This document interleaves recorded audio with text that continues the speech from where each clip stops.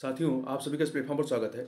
यहाँ पर हम लोग आगामी यूपी पीसीएस की जो प्रारंभिक परीक्षा होनी है, उसके लिए प्रैक्टिस सेट देख रहे हैं और इसी के तहत हम लोग उत्तर प्रदेश लोक सेवा आयोग के द्वारा जो पूर्व में उत्तर प्रदेश पीसीएस की परीक्षाएं कराई गई हैं, उन परीक्षाओं के प्रश्न पत्र को यहाँ पर हम लोग एक बार सॉल्व कर लेंगे, क्योंकि पिछले प्रश्नों से कई सारे प्रश्न जो है वो आपके रिपीट होते हैं।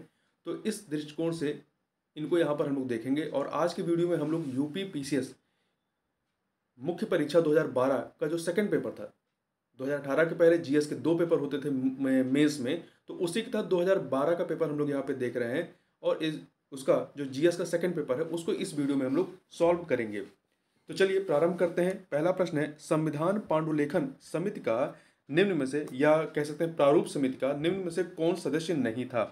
तो मोहम्मद सादुल्लाह, के एम मुंशी, ए के अय्यर ये सदस्य थे, परंतु जवाहरलाल नेहरू इसके सदस्य नहीं थे। देखिए, इसके अध्यक्ष जो थे डॉक्टर बी आर अम्बेडकर थे और अध्यक्ष के अतिरिक्त 6 अन्य सदस्य थे, मतलब कुल 7 सदस्य थे इसमें। तो 6 अन्य जो सदस्य थे, N Gopal Swami Ayyangar, Alladi Krishna Swami Ayyar, K M Munshi, Mohammad Saadullah, B L Mitra एवं डी पी खेतान। इनमें से देखिए, बी एल मित्र जो हैं, इनके स्थान पर एन माधव राव तथा डी पी खेतान की वर्ष 1948 में मृत्यु के बाद टी टी कृष्णामचारी को इस समिति में शामिल किया गया था। टी टी कृष्णामचारी जो थे ये कांग्रेस के सदस्य थे।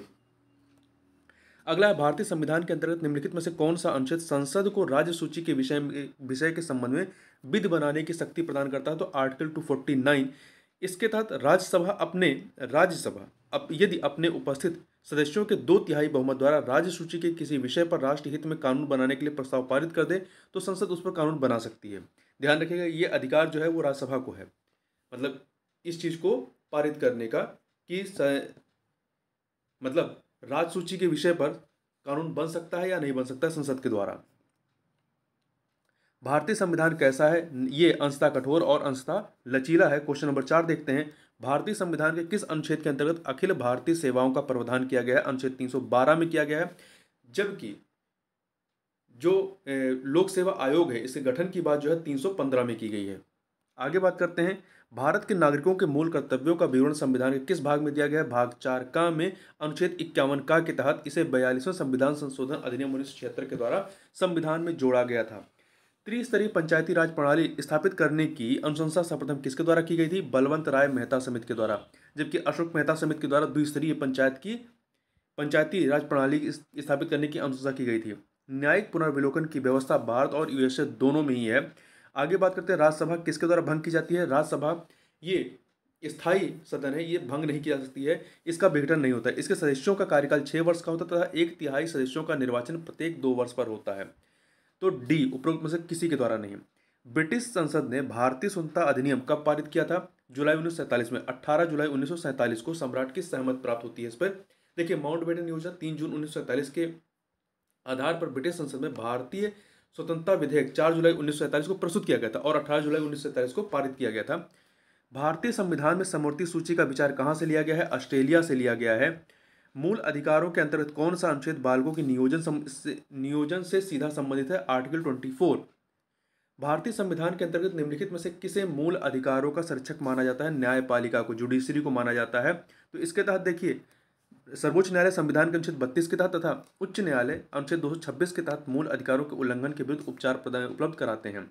भारतीय संविधान को कुल कितने भागों में विभाजित किया गया? कुल 22 भागों में विभाजित किया गया है। भारतीय संविधान का कौन सा अनुच्छेद राष्ट्रपति को उच्चतम न्यायालय से परामर्श करने की शक्ति प्रदान करता है? आर्टिकल 143। निम्नलिखित में से किस वाद में उच्चतम न्यायालय ने संविधान के मूल ढांचे का सिद्धांत प्रतिपादित किया था? केशवानंद भारती वाद में। केशवानंद भारती बनाम केरल राज्य के मामले में 1973 में। ये 13 सदस्यीय संविधान पीठ थी। संविधान के निर्वचन के बारे में विधि के सारवान प्रश्न से संबंधित वाद पर विचार करने के लिए उच्चतम न्यायालय के न्यायाधीशों की संख्या कम से कम कितनी होनी चाहिए? तो ये पूर्ण पीठ करती है, तो पूर्ण पीठ में न्यूनतम 5 सदस्य होते हैं, 5 न्यायाधीश होते हैं। सॉरी, यहाँ पे ए ऑप्शन होगा 5, तो 5 या 5 से अधिक। अगला है, भारतीय संविधान का कौन सा भाग और अध्याय संघ और राज्यों के बीच विधायी संबंध के बारे में? तो भाग 11 का अध्याय 1 अनुच्छेद 245 से 255 ये संघ और राज्यों के बीच विधायी संबंधों से, जबकि जो अध्याय 2 है भाग 11 का अध्याय 2 अनुच्छेद 256 से 263 ये प्रशासनिक संबंधों के बारे में है। आगे बात करते हैं, पंचायती राज से संबंधित निम्नलिखित तत्वों में से कौन सा सही नहीं है? पहला, पंचायत व्यवस्था ग्रामीण भारतीय ग्रामीण जीवन का युगों से एक अभिन्न अंग रहा है, सही है। 73वां जो संशोधन है ये 15 अगस्त 1993 से प्रभावी हुआ, नहीं, 24 अप्रैल 1993 से प्रभावी हुआ, तो ये बी वाला सही नहीं है। सी, यह एक त्रिस्तरीय जैविकीय रूप से जुड़ी संरचना है, सही है। भारतीय संविधान का अनुच्छेद 243 जी उसके महत्व को बढ़ाता है। आगे बात करते हैं, निम्नलिखित में से कौन से संवैधानिक प्राधिकरण है? राज्य निर्वाचन आयोग, वित्त आयोग और पंचायत है ये संवैधानिक प्राधिकरण, परंतु मुख्य निर्वाचन अधिकारी ये संवैधानिक प्राधिकरण नहीं है। तो 1, 2, 4 अर्थात सी ऑप्शन। निम्नलिखित कथनों पर विचार कीजिए। भारत एक लोकतांत्रिक राज्य व्यवस्था है, सही है। भारत एक प्रभुता संपन्न राज्य है, ये भी सही है। भारत में एक लोकतांत्रिक समाज है, ये भी सही है। भारत एक कल्याणकारी राज्य है, ये भी सही है। सभी के सभी कथन यहाँ पर सही है, तो डी ऑप्शन हो जाएगा। निम्नलिखित में से कौन राष्ट्रपति के निर्वाचन हेतु निर्वाचक गण के सदस्य हैं? नीचे दिए कूट से सही उत्तर चुनिए। संसद के दोनों सदनों के सभी सदस्य नहीं, सभी सदस्य नहीं पार्टिसिपेट करते, क्योंकि इसमें मनोनीत जो सदस्य होते हैं, नॉमिनेटेड जो सदस्य होते हैं वो पार्टिसिपेट नहीं करते हैं।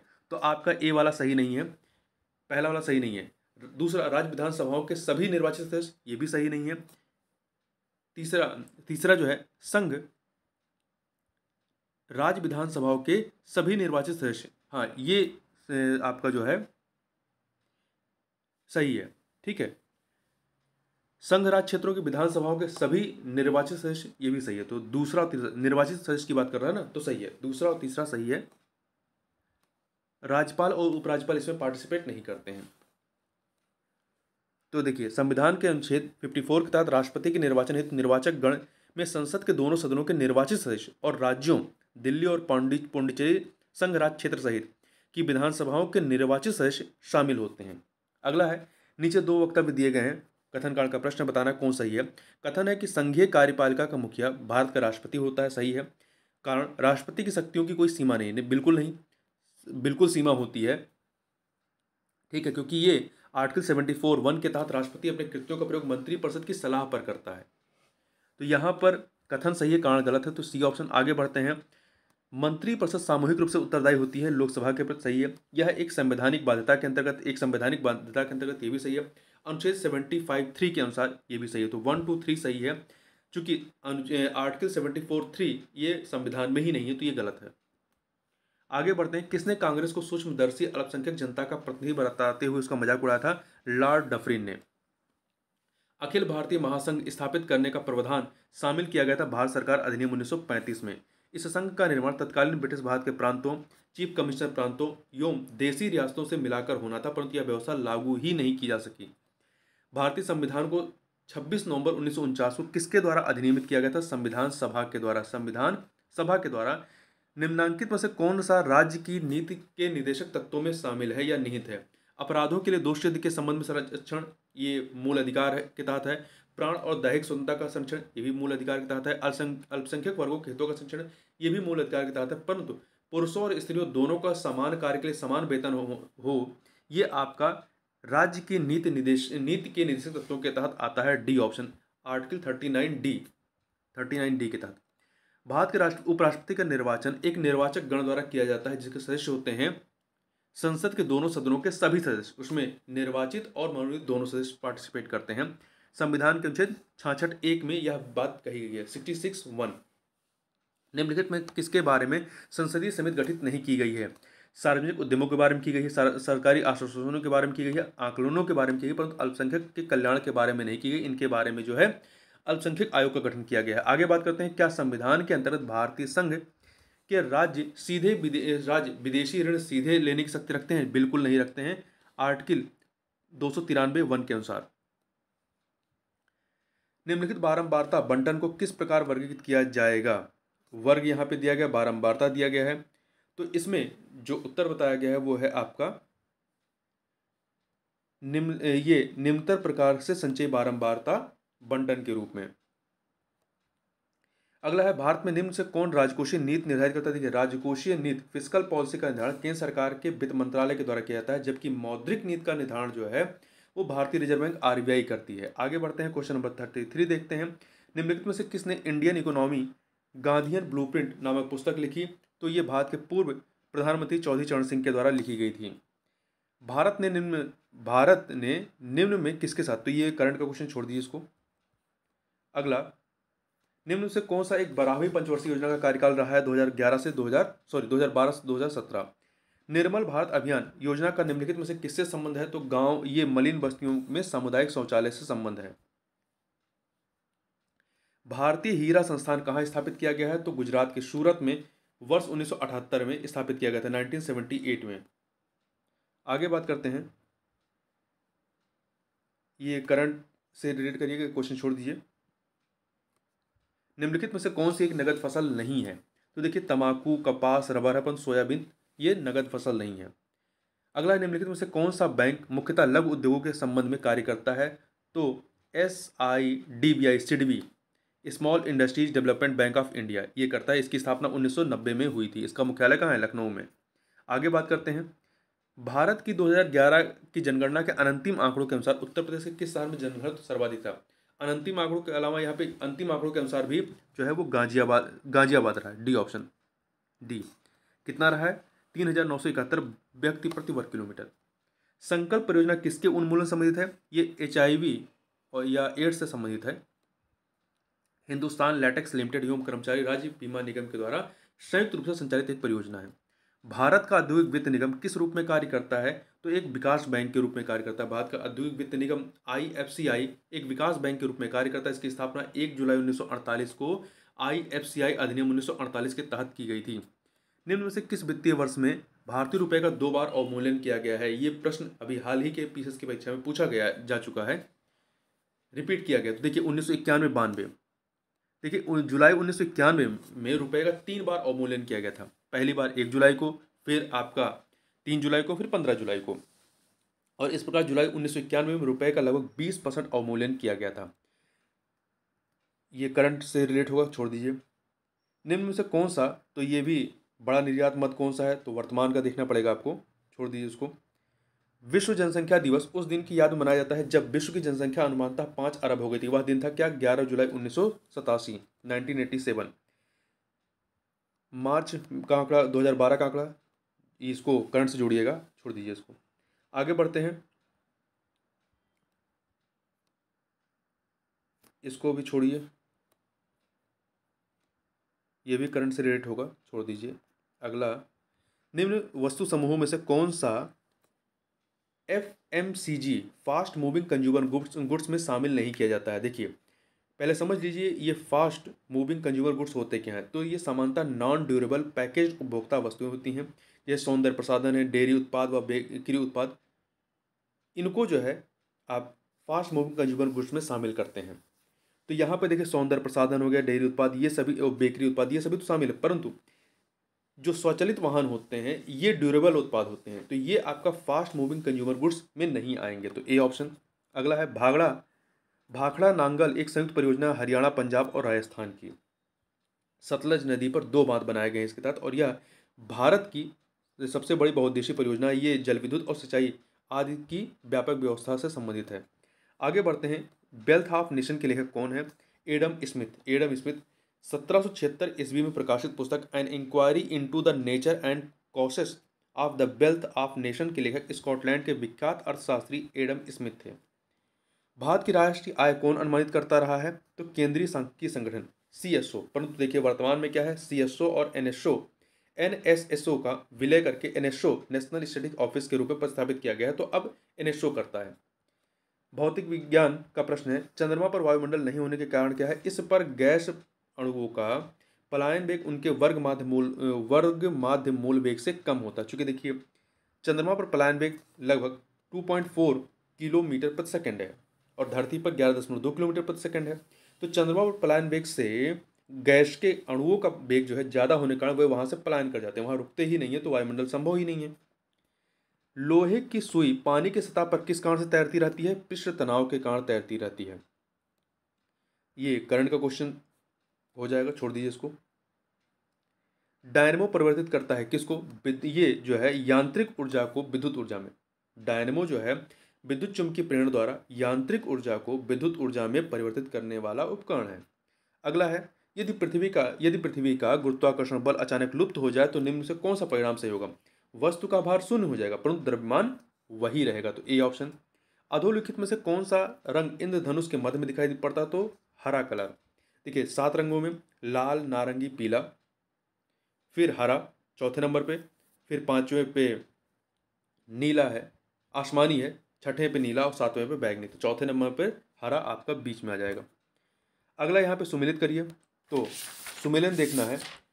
एनीमोमीटर, एनीमोमीटर का संबंध किससे है? ये आपका वायु वेग से, 3 से मिलाइए। सिस्मोग्राफ भूकंप 1 से। बैरोग्राफ जो है, बैरोग्राफ वायुमंडलीय दाब से। हाइग्रोमीटर आर्द्रता 4 से। तो 3 1 2 4, 3 1 2 4 अर्थात डी ऑप्शन। आगे बढ़ते हैं। एक कटा हुआ हीरा क्यों जगमगाता है? तो पूर्ण आंतरिक परावर्तन के कारण। निम्नलिखित में से विद्युत का सबसे अच्छा चालक कौन सा है? तो चांदी है। निम्नलिखित में से किसे चूहा विष के रूप में प्रयोग किया जाता है? तो जिंक फॉस्फाइड या पोटेशियम साइनाइड को। निम्नलिखित अम्लों में से किसको बेकिंग पाउडर के निर्माण में उपयोग किया जाता है? तो टॉर्टरिक अम्ल का इस्तेमाल किया जाता है। निम्नलिखित मिश्र धातुओं में से किसे अमलगम कहते हैं? पारा और जस्ता। देखिए जब पारे के साथ किसी भी धातु को मिलाकर मिश्र धातु बनाते हैं तो उसे अमलगम कहते हैं, अमलगम कहते हैं। अगला है, यहाँ 2 सूचियाँ इन्हें सुमेलित करना है। ऑडियोग्राम कान से, 3 ईसीजी हृदय का, ईईजी ये आपका मस्तिष्क से, मैमोग्राम वक्ष से, 4। तो आपका 3 1 2 4 डी ऑप्शन। अगला है, मानव स्वास्थ्य के लिए ट्रांस वसा सामान्यतः हानिकारक समझा जाता है क्योंकि यह स्तर कम करता है किसका? एचडीएल का। एचडीएल हाई डेंसिटी लिप्रोप्रोटीन का स्तर कम करता है। मानव तंत्र में प्रतिआक्सी कारकों का कार्य क्या है? तो यह मुक्त मूलकों के प्रभाव से कोशिकाओं को बचाने का कार्य करते हैं। अधोलिखित में से कौन सी पृथ्वी के कार्बन चक्र में कार्बन डाइऑक्साइड की मात्रा को नहीं बढ़ाता? देखिए शोषण लेते हैं तो कार्बन डाइऑक्साइड निकालते हैं, बढ़ाता है। प्रकाश संश्लेषण में कार्बन डाइऑक्साइड वो लेता है, तो यहाँ पे ये बढ़ाता नहीं बल्कि कम करता है। जैविक पदार्थों के क्षय, ज्वालामुखी क्रिया, इससे कार्बन डाइऑक्साइड बढ़ता है। आगे है, जेम्स डी वाटसन तथा फ्रांसिस क्रिक का संबंध निम्नलिखित में से किस खोज से है? तो डीएनए की संरचना से। इन्हें 1953 में इसके लिए नोबेल दिया गया था। खट्टे दूध के उत्पादों में कौन सा अम्ल होता है? तो इसमें लैक्टिक अम्ल होता है। निम्नलिखित में से कौन सा सूक्ष्मजीवी जैव उर्वरक के रूप में प्रयोग किए जाते हैं? तो साइनोबैक्टीरिया। निम्नलिखित में से कौन परजीवी पादप या ट्रांसजेनिक पादप है? तो गोल्डन राइस। कौन सा जीवित उत्तक उच्च वर्गीय पौधों में जैव पोषक वाहक का कार्य करता है? तो आपका फ्लोएम करता है। देखिए फ्लोएम क्या करता है? यह पत्तियों से भोजन को पौधों के विभिन्न भागों तक पहुंचाता है। और जाइलम जो है मुख्यतः मृत कोशिकाओं से बना होता है, जबकि फ्लोएम जो है जीवित कोशिकाओं से बना होता है। निम्नलिखित में से कौन सी ग्रीन हाउस गैस नहीं है? देखिए मीथेन, नाइट्रस ऑक्साइड, क्लोरोफ्लोरोकार्बन ये है, परंतु हाइड्रोजन बिल्कुल नहीं है। नोस्कापिन किससे प्राप्त होता है? तो ये पॉपी से। ओजोन परत मुख्यतः पाई जाती है समताप मंडल में।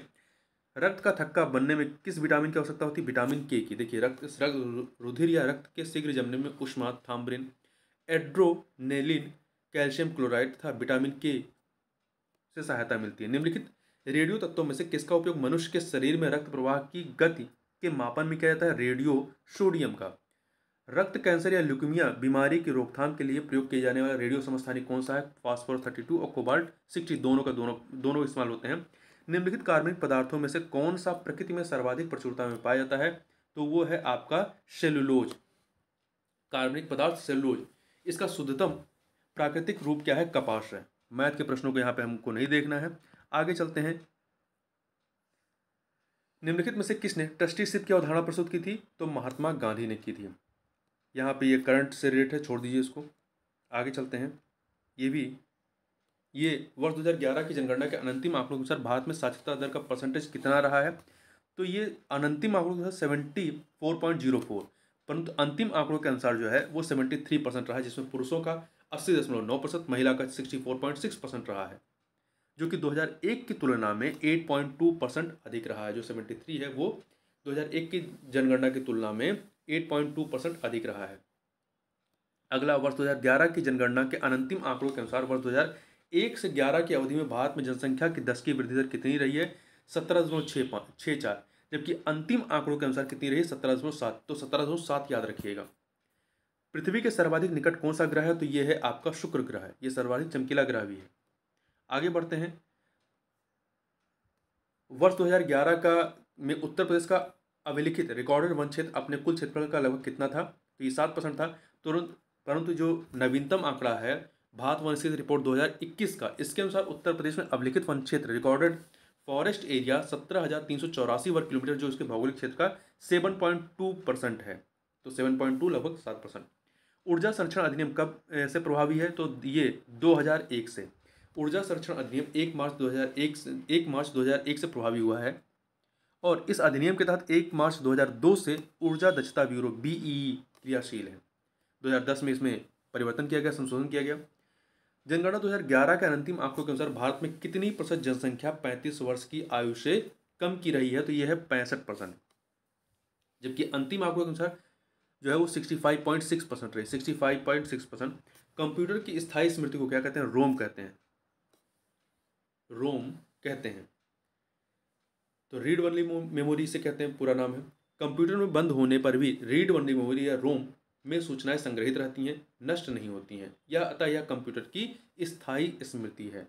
तो इस प्रकार से इस वीडियो में बस इतना ही। मिलते हैं नेक्स्ट वीडियो में, तब तक के लिए बहुत बहुत धन्यवाद।